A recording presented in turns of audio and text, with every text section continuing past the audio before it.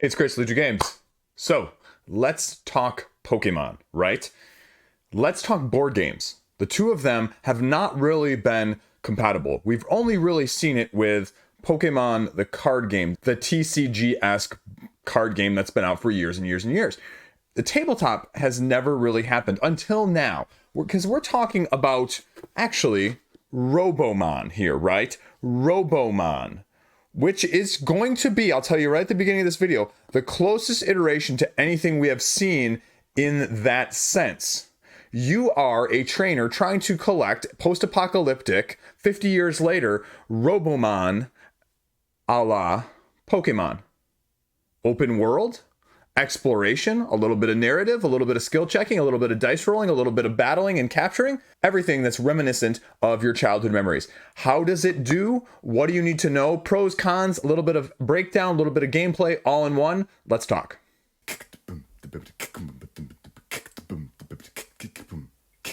Now, obviously, I've predicated this whole thing on if you're familiar with Pokemon, where the concept is you have a team of creatures, Robomon in this case, where you are going out, utilizing your team to fight against other players' teams or even wild Robomon in order to capture them, to gain them on your own team. You have the ability to upgrade said monsters, robots, and to make them evolve in certain ways via the use of resources in this case. And then you are doing exploration, you are doing battling, you are trying to achieve certification in this game, as opposed to badges in Pokemon, where you are beating or achieving various conditions in order to become a master, in this case, of Robomon.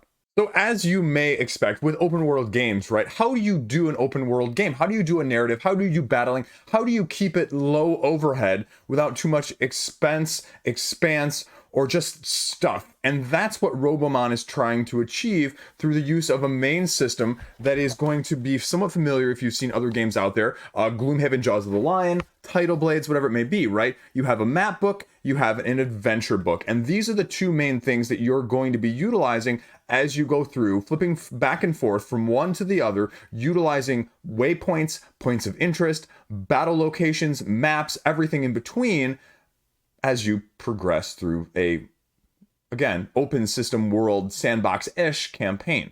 Let me show you a little bit of heads down what this looks like so I can show you some of the detail, the nuance, the mechanisms, and then I'm going to give you some of my final thoughts, pros, cons, so far of this prototype, mind you. This is a limited portion, but I'll tell you right now, this adventure book is really thick, right? You're flipping through this thing and there's just oodles and oodles of stuff.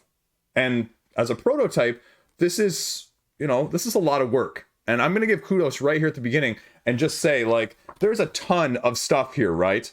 A ton on this page, right? So I'm going to avoid pretty much most spoilers. If there are any spoilers, I'll let you know, but it's going to be a spoiler-free impressions, if you will. Let's go.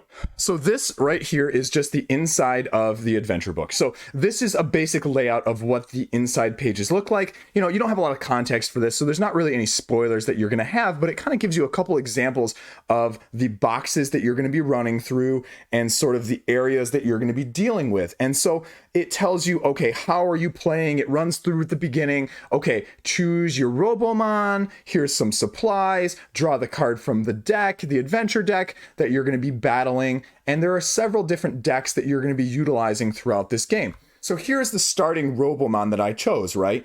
Pando. And so this is a fire type, and you can see right here at the top, it goes through everything you need to know. You have 9 hit points, they have 11 energy or power, then they have their type down here as well that you're utilizing, the movement points of how far they move on a single die roll, their speed, the number that they are, and then the 3 abilities that they have. If you have a regular attack, if you have a special attack, and then how much of it energy it consumes. And that's really one of the cool elements is when you use this, it's subtracted from here. And so if you use too many of these, then your Robomon faints from overuse. So it's a really, really cool mechanism when you're battling. And then the back of these are just the Robomon. Well, again, again, with the number here that you're utilizing. So that's one of the decks. Now, when you're fighting, you have a completely different deck called the Versus deck here that is the same set of Robomon, but in a slightly different way, because these cards right here are for when they're in your group, when you have captured them or acquired them. The Versus cards right here, again, same cards, but different setup. Now, in this case, this is a completely different one because you'll see the numbers here, although that's 004, this is 004 in the Versus deck, which is a completely different Robomon. But here, similar setup. How many turns, and this is the other unique mechanic I kind of like, how many turns you have until it runs away before you can capture it, just like when you're fighting wild Pokemon. And then the rest of the card is similar, but with a slight difference with the Versus when you're fighting wild ones.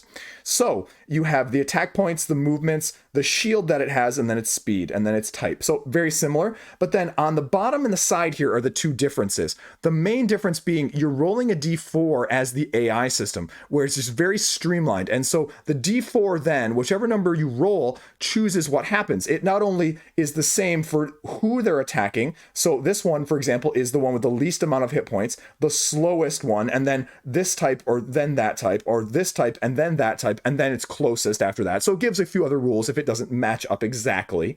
And then the same number is chosen down here for the attack. So if they're in range, you go towards 5 spaces towards, if I roll a 1 in this case, the lowest hit point Robomon on my team, if this was a wild one, and then it would go over here and it would say roll a D4 on these ones. Again, representative, 1 does 2 damage to my hit points there. Again, this means it's a ranged attack, so they would go as far as they need to in their range, and then does 4 damage. If it is a water type, it takes an additional 3. And there's also modifiers. Since we just talked about the additional damage here, you're going to be doing type-wise, right? You have 3 different dice that are going to give you either this is just a neutral die, which is going to affect your stats a little bit in terms of the attack damage. Then if you are at a disadvantaged type, you are rolling the red, which you can see you can even actually completely miss the attack. And then the green, when you're an advantage, it's really an advantage here, right? All the way to +3 damage when you're doing that. So that's significant. So this is the basic gist of how you're going about, and you're flipping back and forth, and you have page numbers down here at the bottom. You have 1001 and 1001 here, and so these are going to be what you're going to be going off of based on the spots on the map. So let me show you what the map looks like.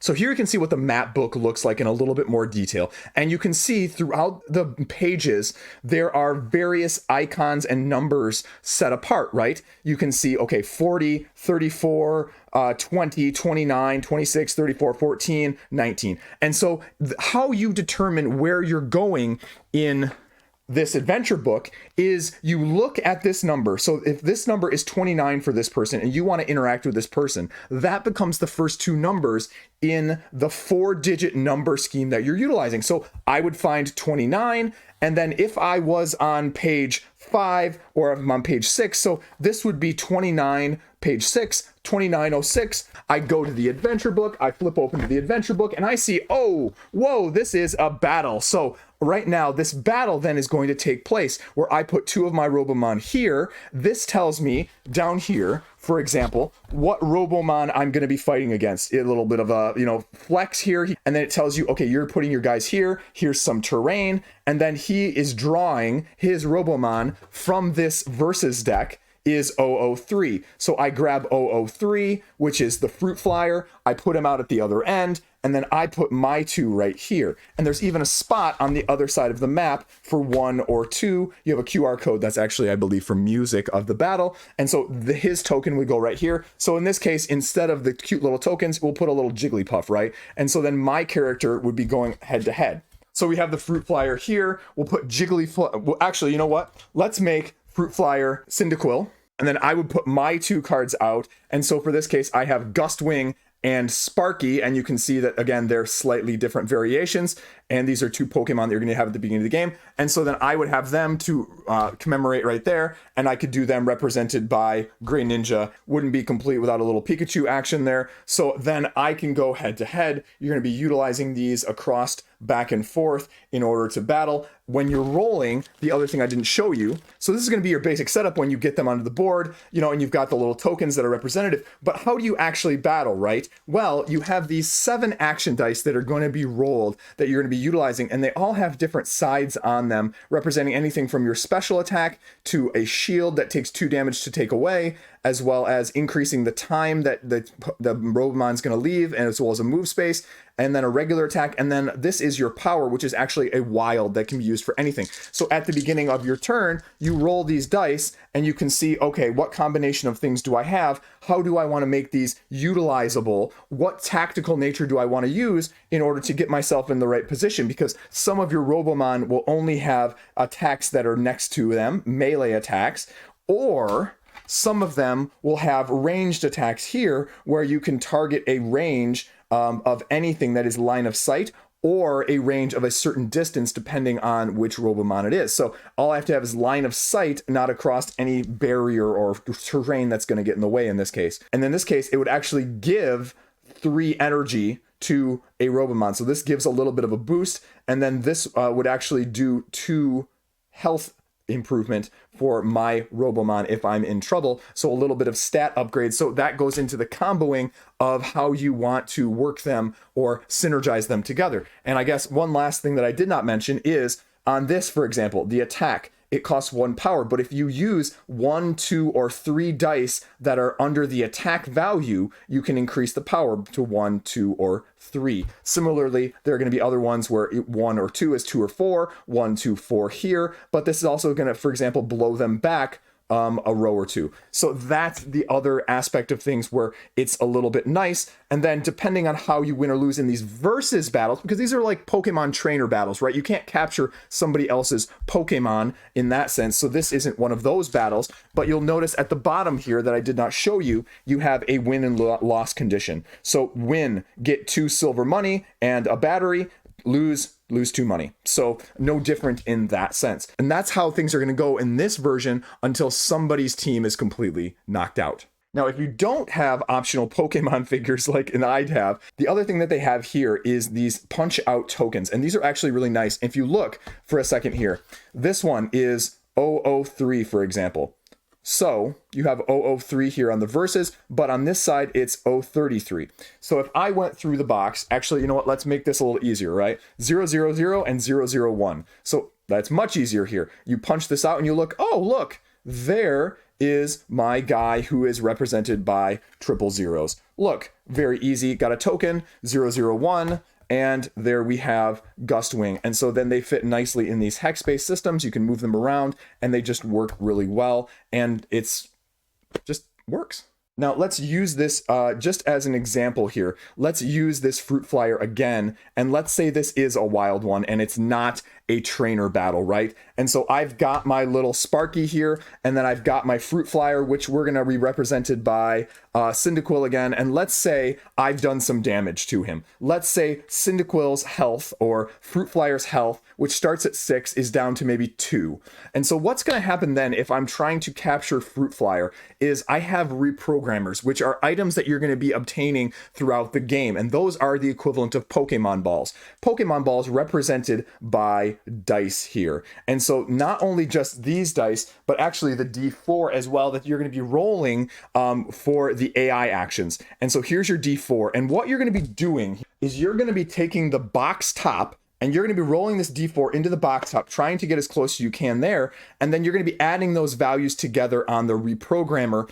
And you're going to then try to get a total that is more than the hit points of the Robomon that's left. So I'm touching the 3, 4 plus 3 right there. That's 7. 7 is greater than 2. Then battle over, I capture him. And if I hold less than 6, I can keep him with me. If I hold more than 6, then he would go to my, reserve, my box, my save box, if you will. So then I would look through the Robomon pile here for 33. I would say, okay, 33, where are you? Right there. There's the fruit flyer. There are his stats and his attacks, which are the same, but also slightly different now on my team. So that's how you're going to be doing it in that sense of battling. Now, I didn't mention it, but at the beginning of the game, you also fill out a card. a character sheet, if you will. And you can see here the patches that you're trying to achieve, the certificates you're trying to earn, and you also have stats: strength, agility, endurance, intelligence, and charisma. And you start out with 0, 0, -1, +1,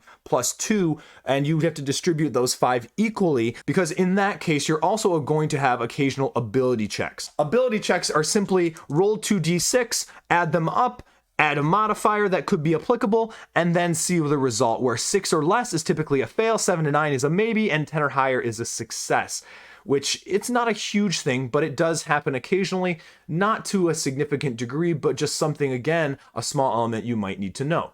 You can also, if you want, keep track. I just wrote them here, but you can keep track on the other side of the items you might be coming across. The reprogrammers I mentioned, the D4, D6, and D8s that they do. Batteries, which are going to potentially allow you to re-roll dice, as well as quick charges, repair kits, obviously healing kits, and then elements that are going to also allow you to upgrade or quote unquote evolve your Robomon to better versions. This up here also is your silver, that's your money in the in-game. Hover bus allows you to travel from area to area. If you've been in an area with the hover bus symbol, you can immediately go back there if you so choose, you know, sort of your teleportation, if you will, your fast travel. Now, one additional thing I did not mention, going back to the map book a second here, you can see on the top and the sides, you're going to have occasional routes that you can head out, just like with the video game. This going to page 7 in the map book, this going to page 3. And so you're going to go that direction. You can flip in that way. The last element here I'm going to show you is something else unique, right? This is the wild. So like, how do you fight wild Pokemon? Well, you go down here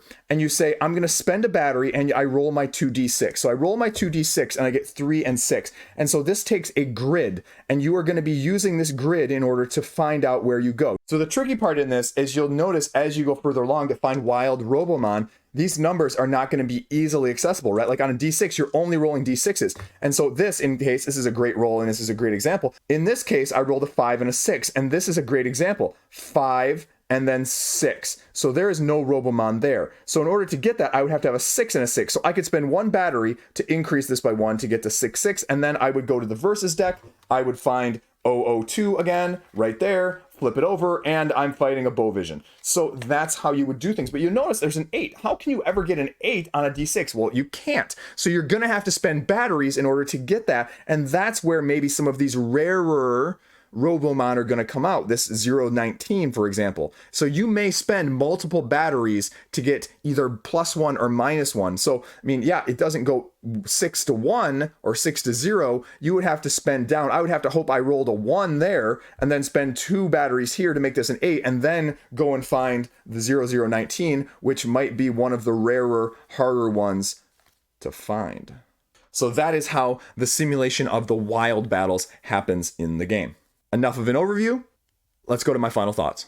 So now that you have seen it hands-on, what are some of the impressions? What are some of my thoughts after playing through the limited, even though this is actually, again, rather expansive in terms of what's there already? It really simulates the one-player vibe of Pokemon, right? This is not a game like Pokemon that you're going to be playing necessarily multiplayer. And so it captures the video game essence of that very well. Never did I feel like, wow, I would really benefit from having another player play along with me, right?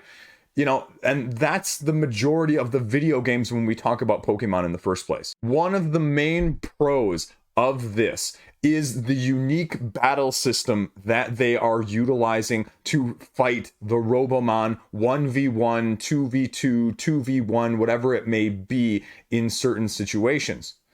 And I really like the use of the power and the energy and the attacks. It's just a clever dynamic. It is. It really is clever. The other clever thing that goes along with that is the rolling of the dice.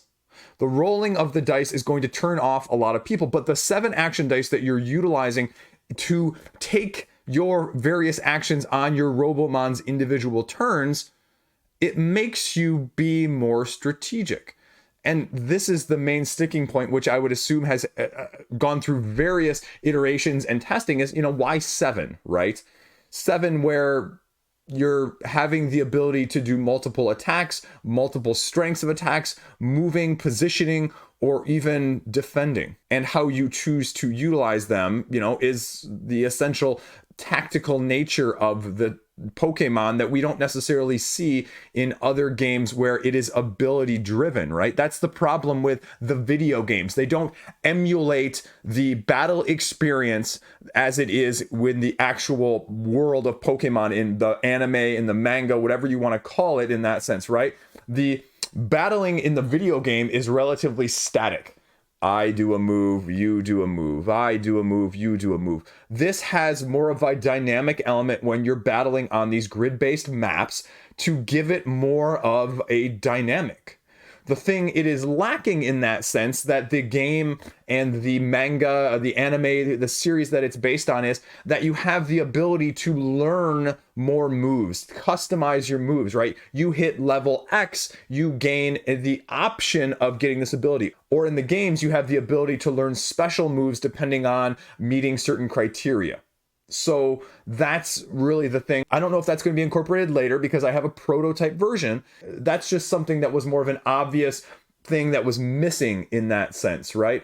Part of the synergy that you get with these teams is the ability to mix and match and even give a Pokemon or a creature that you have under your control an ability that makes it slightly more unique than the next person over's same creature, right? Like, you know, my Gray Ninja may have a certain move that your Gray Ninja never learned, or I specially trained them in order to learn this one to make them that much different, to give me the edge in certain types of battles when I'm going up against certain other types / attributed creatures, Robomon, Pokemon. So that's just an element that I noticed. The other pro is that it's really open world. You know, if you're looking for something that just allows you to play any length of game that you want. I mean, my first session of this game was pretty long because it was just play, right? Play and play and play. And then when you're done, put it in the save box that you've got to collect all your cards. I will admit one of the downsides is when you're looking at this iconography, you know, the hit points and the speed icons do not look like your typical speed or hit point icons that you're used to seeing in some sense. So there is a little bit more not obvious recognition that you're going to have to flip back and forth to remind yourself of, okay, what does this icon do? What does this one do differently? How is this one just registering and being reminded of it? The other aspect of things, and I'm not sure what the final product is going to look like, but I've never really seen this before, and I want to give some kudos, are these little punch token cards, right? The debate for years, for a year or two on my channel, has been minis versus standees, right? You've heard me shout it from the rooftops. Well, you've got this little token card, and you just have the pictures and the cutouts, and all you do is poke one out, as you saw in the video, and you've got the token that perfectly fits on the hex for the Robomon in the first place. And then it just slides back in, and you've got a stack of them. Now, organization being what it is, you know, I would like, you know, a numerical on the bottom here, so I'm not trying to guess which one is which, but again, this is a prototype. But the whole of the Robomon then fits in this plastic bag here, and storage, weight, shipping is all going to be nice if this is somewhat representative of a final product, a version, a option for people that are looking for something like this. So it fits the aesthetic to go with the adventure book and the map book very, very well without creating, you know, this on the table as well.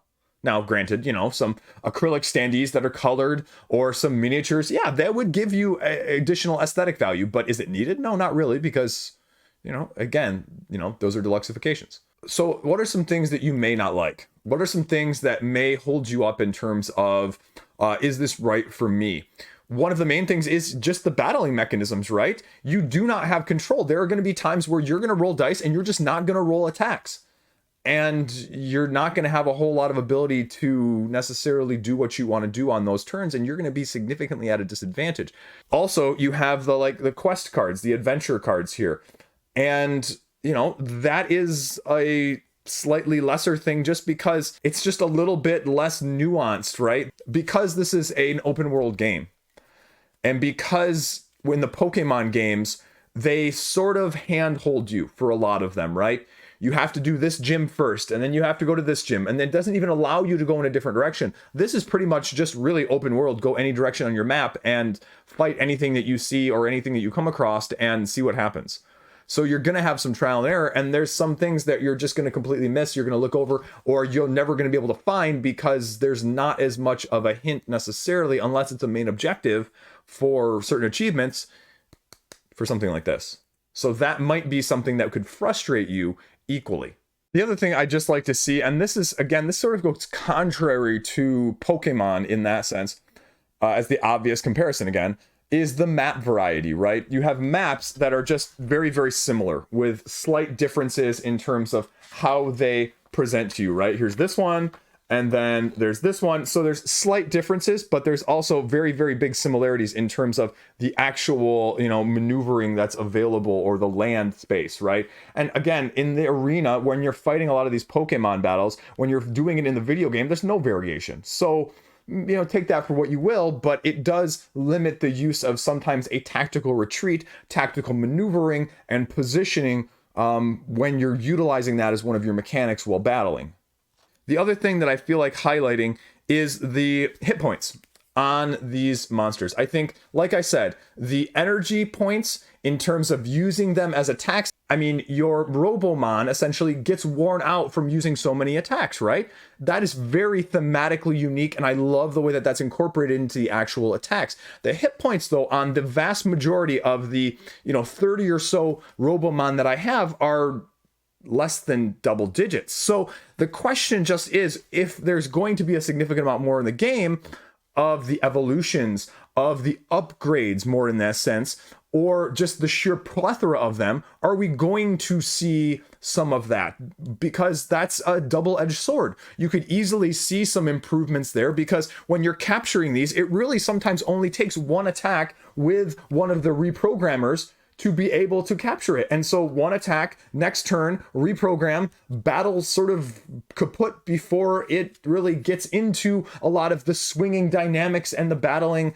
that is really more in the show rather than the video game. Because the video game, you can get one or two hits, you bring your super buffed guys, and then you get them real close to death and capture them in the ball, right? And similar here in the sense that, 7 hit points, I have an attack, if I roll right on my first turn, I get to move right up next to him, bam, do 5 damage, next turn with my other Robomon, roll, get the reprogrammer, battle over. So a little anticlimactic if you're looking for something potentially a little longer, if there aren't more from that aspect. And again, that's an element that I'm not aware of yet. And there are a few that have stat upgrades, but the double-edged part of this, where I was going with that, was if you start to see ones that are later in the Robodex, the Pokédex, as the whole range of all of them. And I think the game actually says something like 60, if I'm recalling the adventure book, stating that. It could be power creep, because that's the other thing we see in Pokemon, the card game, right? When I talk about Pokemon, the card game, right? The newer iterations, right? There's always an evolving meta, because the newer stuff tends to be more powerful. It replaces some of the older stuff. And that would be my only concern with this, is some of the later obtainable, catchable Robomon start to outpower too dramatically the beginning ones. And that's part of the game, but it's also part of the game where you forge this bond, you forge this relationship, you forge this synergy of knowing some of these ones you start with so very well that you can utilize them to a better extent at the end because of that bond, that synergy, which is a thematic incorporation with its namesake game that it's honoring in the first place. At least from the show side of things. Tying right into that, the other thing I can see people being a little bit, again, not displeased by, but turned off by is, this, right? You toss the die into the box when you're trying to reprogram or catch the Robomon, and where it lands, you get that bonus to your reprogrammer. How do you feel about that? Because it's the die roll plus whatever this is more than their hit points. And again, when the hit points start at like 7 or 8 or 9, one attack drops them down to maybe 4, then you roll the +1 or +3. You only have to roll a very low number on the die, especially even if you're rolling even the small or the medium reprogrammers, which are D4, D6s, respectively.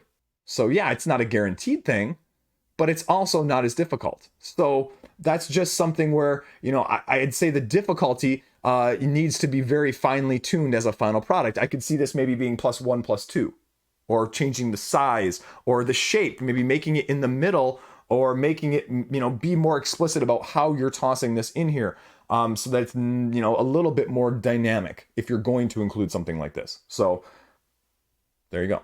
So final thoughts on this. Where is my head at? You know what? I'm really rather impressed with this.